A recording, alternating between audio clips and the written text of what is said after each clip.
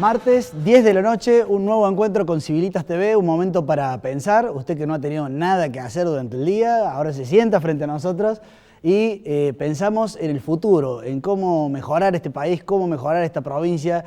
Y más allá de la cantidad de datos negativos que nos da la realidad, nosotros estamos buscando que lo mejor está por venir y estamos tratando de buscar la punta del hilo de la esperanza, digamos, de cómo proyectarnos hacia adelante en el buen sentido. Y el tema de hoy tiene mucho que ver con esto. Carmen. ¿Cómo le va? Primero le pedimos al señor director la placa porque hemos vuelto a traer la gente. Porque la gente nos está avisando que faltan 12 días para las elecciones de Córdoba y ya tenemos a todos de pie y ya un poquito más calentitos los ciudadanos. Sí. Nos parece muy importante.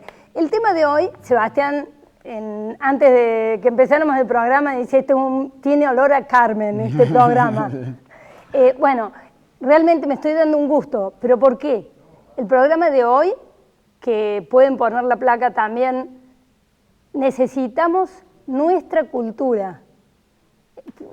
Queda una frase medio rara, disculpen, pero hablamos de la cultura en el programa de hoy, pero queremos ver si tenemos una cultura nuestra, argentina, que nos represente.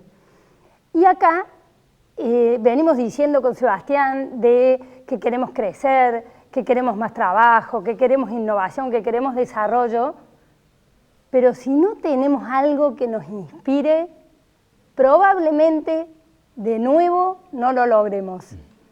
Y en una de esas, no tengo la bola de cristal, tal vez no sea por este lado, pero la cultura por lo menos nos presenta que el hombre no es solo lo físico, no solo de pan vive el hombre.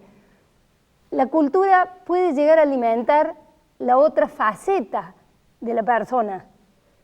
Nosotros apuntamos a eso, apuntamos que la cultura puede inspirar y que Argentina pueda lograr el desarrollo. En ese marco, siempre a mí me toca el costado más duro, muy bien. Los felicito. Hemos encontrado un video, el equipo de producción encontró un video sobre, eso se llama la economía naranja, digamos, que es justamente cómo la cultura llevada al ámbito de políticas públicas, de emprendimientos que tengan escala y puedan desplegarse, generan muchos puestos de trabajo, generan valor agregado y generan una economía pujante. Fíjense este video y luego la primera mesa con dos especialistas sobre el tema de la cultura para hablar de algunas ideas tópicos para que como ciudadanos nos enriquezcamos. A ver. ¿Por qué la cultura no vale nada? Existen aquellas cosas que sabemos que conocemos. Existen aquellas cosas que sabemos que desconocemos. Y existe aquello que no sabemos que desconocemos.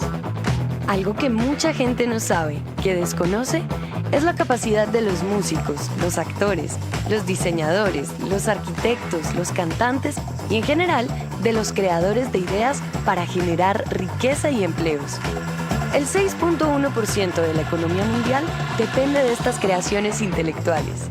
Si este número correspondiera a un país, sería la cuarta economía más grande del mundo, reportando 4.3 billones de dólares.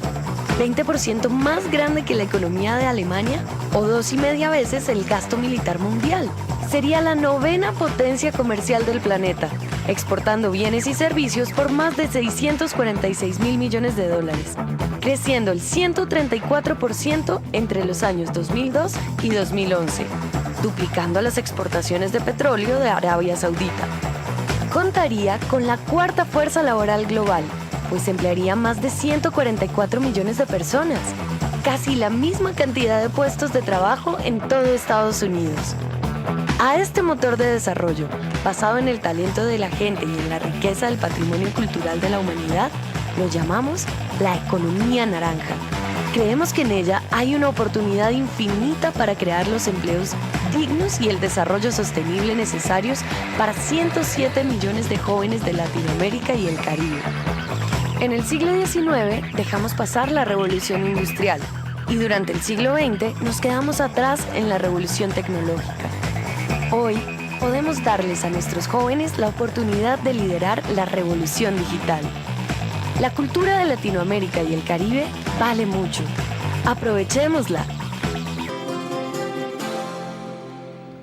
Imaginemos por un momento, o yo me lo imagino así por lo menos, a Córdoba o a la Argentina levantando todas sus facetas culturales, de su comida, de sus músicas, de sus cantos, de sus bailes y demás, pero no siempre en esa faceta como residual, sino poniéndolo en el centro de la escena, dándole escala internacional y generando a través de ello miles de puestos de trabajo como ofrecía este video. La verdad que sería como un horizonte bien interesante, no solamente enviarle soja al mundo, enviarle maíz y trigo, ni innovación como decíamos en el martes pasado, sino enviarles cultura argentina.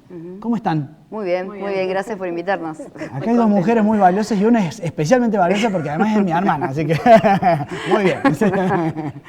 Bueno, Mariana, empecemos hablando un poco de esta cultura local que todos queremos, pero que de alguna manera siempre está como en segundo plano, como que juegue en la B, digamos. Así es. Bueno, nosotras como gestoras culturales que venimos trabajando hace muchos años en Córdoba, siempre con una visión nacional e internacional, pero desde Córdoba, creemos que es muy importante que tengamos en cuenta este tema central que es la identidad cultural de nuestra región, nuestra identidad cultural. O sea, es un tema crucial para tener muchísimos puntos de vista sobre la mesa. Desde valorar el propio terruño, las propias costumbres, o sea, tener un reconocimiento propio de lo que nos define, valorarlo positivamente, estar orgullosos de esa raíz, de esa identidad que tenemos, y luego ver las distintas formas de plasmarlo, que el arte especialmente es un medio muy eficaz, digamos, para plasmar todo lo que tenemos, lo que somos, lo que nos representa, de modos diversos, con códigos diversos. No hace falta que sea todo folclórico, porque uno dice la identidad cultural lo relacionan como con el folclore. O el cuarteto. O el cuarteto, exactamente, que vendría a ser como un folclore cordobés. Por supuesto que el folclore es parte esencial de la identidad cultural, pero puede tener una multiplicidad de propuestas que tiene que ver con las artes visuales, con el cine, hasta con la disposición de la ciudad, de los museos, de las muestras de arte que se hagan en la calle o en el arraigo que tenga con las escuelas. Todo esto va a ir desarrollando una visión de lo que somos, un orgullo por lo que tenemos, que muchas veces la gente que viene de afuera, justamente tenemos una pasante Victoria alemana que está trabajando en Córdoba con nosotros, y ve cosas que uno mismo tal vez no las ve cuando está metido en su ámbito. Esa experiencia la hemos tenido nosotros con muchos artistas en muchos proyectos. Por ejemplo, el de los burritos, que tal vez lo han visto, el de burritos integrados, que tal vez hay algunas fotos, que fue un proyecto justamente hablando de eso, de Córdoba en su diversidad por departamento, o sea, 26 departamentos, 26 paisajes, 26 formas de ver diferente desde distintos puntos de vista, y ninguna más importante que la otra. Ese fue un buen experimento de lo que significa, o sea, plantarse y reflexionar y después poder plasmarlo artísticamente para que llegue a todos, digamos. A mí me gustó mucho porque han logrado, si la gente no va a los museos, no sé, pero ustedes han traído el arte a la calle. Exactamente, ese es un punto importante. En esa línea quería preguntarle a María, porque ustedes es como que esto que está remarcando Carmen lo han hecho carne, digamos, o sea, cómo hacer que la cultura no se quede intramuros, sino que salga a la calle y le hable, y además eso que siempre comentan ustedes en las reuniones de Civilitas, el arte te habla de una manera no racional que es fantástica, te entra al corazón, digamos. Bueno, nosotros lo hemos experimentado realmente acá en Córdoba y hemos traído esta idea que en este momento es absolutamente mundial. No hay política ni Estado, ni política de Estado que uno quiera atraer al ciudadano sin que tome al arte como una herramienta. Ya no solamente poniendo al arte como una expresión humana, legítima, que siempre ha estado y eso se conoce, sino cómo volver a utilizarlo para tomar políticas de todo tipo, ambientalistas, de cultura, de forma, de identidad cultural, como dice Mariana. Son muchos los procesos y nosotros veíamos que uno de los ejemplos más claros era en tierras lejanas en África, en una tribu donde se tenía que hablar de potabilización del agua.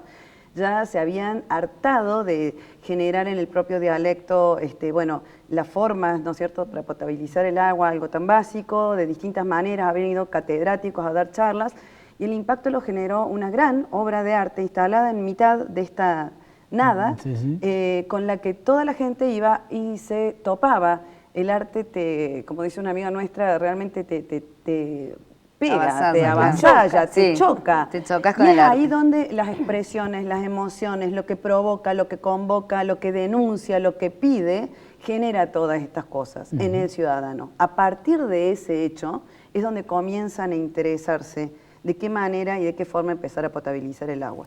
Bueno, como este hecho tan básico, así en muchísimas increíbles formas el arte está presente en las calles, en los museos, en donde quieras, en la educación. Esto es fundamental. O sea, cuando uno habla de esa cultura que ambiciona tener, porque esos países que trabajan mentalmente y elaboran sus procesos de ciertas maneras, bueno, no solamente es que los niños han ido a los museos, sino que es una forma de enseñarles a través de las expresiones que se van provocando y con dinámicas muy claras de decir, bueno, esto es así, de esta manera, a través del arte, la herramienta llega como no llega ningún otro mensaje. Sí. Ustedes saben que hay niños en Córdoba que no tienen educación plástica. Sí, Sí. sí, sí, sí. Tienen 0 horas de dibujo, diríamos. Y no solo niños, hay miles de cordobeses que no han ido nunca, por ejemplo, al Palacio Ferreira, por decir que es una cosa que está ahí en pleno Plaza de España, no la conocen. De todos es como los que no cordobeses. están movilizados a conocer su patrimonio, su patrimonio. Eso es otro tema que seguramente, bueno, tratarán en el programa, la importancia de estimular, que nosotros llamamos el consumo de la cultura, consumir cultura, que es en Córdoba es una falencia muy grande. Y eso también desalienta muchas propuestas artísticas, porque no sabes si la gente va a ir a verlas, digamos. Entonces, es como que hace falta políticas de consumo de cultura. Y para consumir cultura hay que conocer el lenguaje del arte y de la cultura. Eso en los colegios, en la familia, en la televisión. O sea, la televisión tiene que educar en el sentido de hablar de otras cosas, en otros términos, de otros temas, para que uno, cuando va a ver una propuesta artística, no se sienta tan afuera, porque realmente es un lenguaje que desconoce. Entonces, esa simbiosis hay que lograrla. Así una última pregunta, María, porque tenemos un programa muy dinámico, pero podría llegar a pasar también, porque pasa, que mucha gente diga así, no le damos bolilla a nuestra cultura porque en realidad no nos sentimos muy orgullosos de nuestra cultura, digamos, hay como una cierta idea de que no, la cultura que viene de Europa, de otros lados. En ese sentido, yo sé que ustedes, porque al ser hermano de María, amigo tuyo, sé que ustedes viven con mucho entusiasmo y con mucha esperanza en la proyección de la cultura local hacia el futuro. Entonces, contanos un poco tu visión a esa gente que dice, y sí, lo que pasa es que la cultura nuestra, más o menos, digamos. Mira, nosotros desde ya celebramos un espacio de en un programa de televisión, porque la cultura siempre se ve de una manera... Gracias a mí. Gracias. El tema viene... Porque la cultura, que es por lo que en este ensamble cultural está difundida de manera muy aburrida. Por lo tanto, la identidad cultural también está difundida de manera muy aburrida. No me puedo decir. No, claro, Un poquito falta, agua, sí, se ahogó mi compañera. Exactamente, sí, la cultura siempre se ha tratado, como vos decías, como un tema menor, como un tema para una minoría. Entonces, nuestra visión es de tratar de romper esa barrera de que la cultura, el arte y la cultura tengan las mismas herramientas que lo que es la cultura masiva, la publicidad o hasta las campañas de marketing. Por eso celebramos la pequeña simbiosis que se está logrando entre las empresas y la cultura y el arte, que están permitiendo esto, o sea, propuestas más novedosas, más... la verdad que la calidad artística de Córdoba es fantástica. Inclusive el gobierno ha hecho una apuesta fuerte en lo que es la infraestructura cultural, medio centralizada, falta en los barrios, falta en los pueblos, pero bueno, por algo se empieza. Pero los artistas son fantásticos, pero falta esto, o sea, un poco de planificación. Y que la gente responda. Que la gente responda. Gracias, Mariana. La perdimos a María, María, como la decía perdimos. Raúl Alfonsín, un médico a la izquierda porque parece que está en los pasillos tosiendo como una loca, digamos. Pero bien, gracias. Seba, yo digo, queremos inspirar. Bueno, acá Daniel Barenboim nos quiere inspirar paz. Y miren si no lo logra. A ver. El músico argentino-israelí Daniel Barenboim ha sido propuesto como candidato al Premio Nobel de la Paz 2011 por su esfuerzo en tender puentes de convivencia para la armonía en Medio Oriente. En 1999, Barenboim, junto con el intelectual palestino Eduard Said, formó la orquesta West Eastern Divan, integrada por jóvenes palestinos e israelíes. La orquesta viaja por el mundo como un ejemplo de convivencia pacífica. La postulación se anunció en un acto en la Academia Argentina de Letras en Buenos Aires el miércoles 17 de agosto. Isaí Clase del Instituto para el Estudio de la Comunicación organizó la convocatoria de adhesiones, que ya cuenta con el apoyo de más de 2.500 personalidades y alrededor de 180 instituciones. Cuando adhiere Vargas Llosa, Premio Nobel de la Paz, cuando adhiere el expresidente Sanguinetti de Uruguay, un expresidente de Panamá, Arroyo, cuando adhiere gente de la Suprema Corte de Justicia, escritores. Durante el acto, importantes figuras de la cultura y la política, como el autor argentino Juan José Sebrelli y el ministro de Cultura de Buenos Aires, expusieron por qué razón consideran que debe ser nominado. Porque él no solo es un extraordinario músico, él es un hombre comprometido con las causas justas de su tiempo, con los dolores de su tiempo. Y si hay un dolor fuerte que nos lacera a todos, todavía son los conflictos bélicos. Barenboim se enteró de su postulación en plena gira por Corea del Sur. Barenboim ayer habló en la frontera, una de las fronteras más terribles y calientes del mundo contemporáneo, la frontera entre Corea del Sur y Corea del Norte. Llevó su orquesta, tocó la 9ª Sinfonía de Beethoven, cantaron el himno de la alegría y después dijo: esto es solo un sendero, es un pequeño puente que estamos trazando. La orquesta no es la paz, es un empezar, es un comenzar, donde jóvenes, árabes, judíos, palestinos, españoles, con su propia idiosincrasia y respetando sus principios, conviven y actúan en conjunto. Claro, si uno lo trajera a Córdoba, Córdoba tiene sus divisiones, sus fracturas, sus tensiones, y la cultura también podría ser, no a la escala entre el conflicto entre israelíes y palestinos, pero tendría muchísimo para ser trabajado, así que realmente hay un punto importante. Pero en este caso, en esta segunda mesa, quisimos darle una vueltita al tema, primero porque si de la cultura esperamos que solamente surja de parte del Estado todo, estamos complicados, digamos. Siempre, no, que la cultura se encargue de la Secretaría de Cultura, digamos.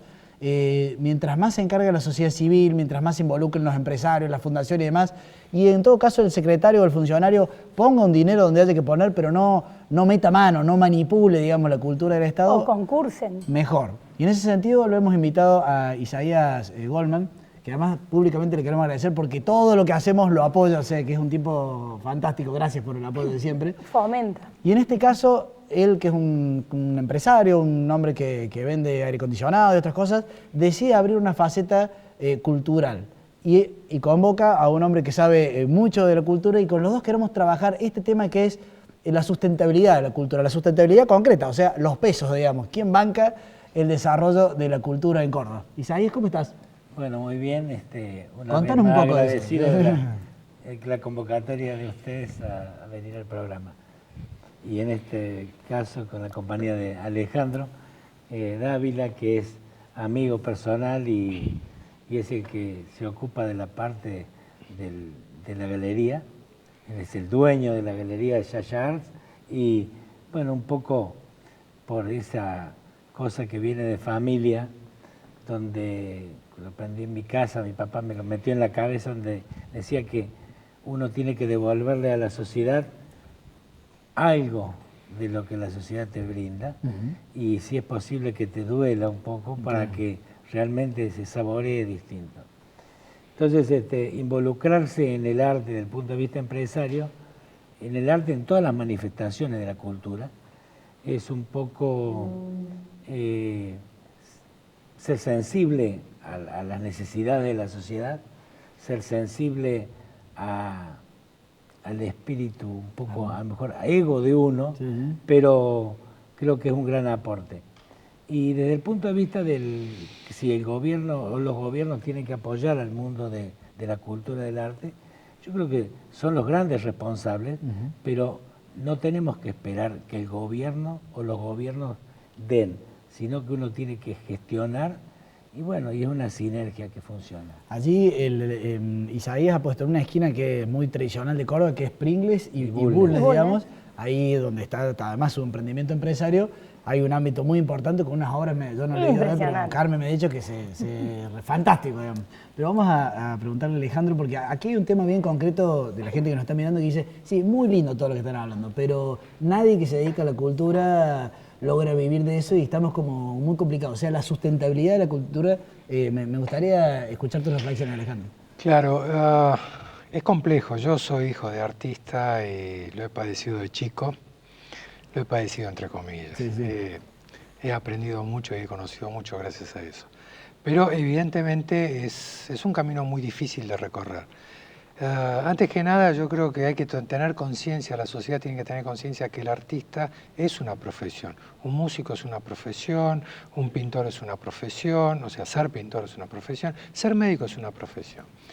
Y a veces en la sociedad existe como, por desconocimiento, como una desvalorización en general del artista. El artista estudió 6 o 7 años para recibirse y después tiene que estudiar toda la vida y trabaja mucho con el pensamiento, con la reflexión. Y para eso puede después, por ahí en 1 hora, en 5 horas o en un mes, lograr una obra.